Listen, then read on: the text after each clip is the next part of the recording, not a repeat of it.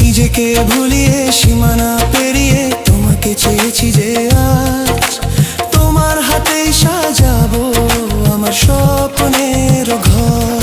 আমি তোমার প্রেমে পড়ে দুনিয়া ভুলে গেছি।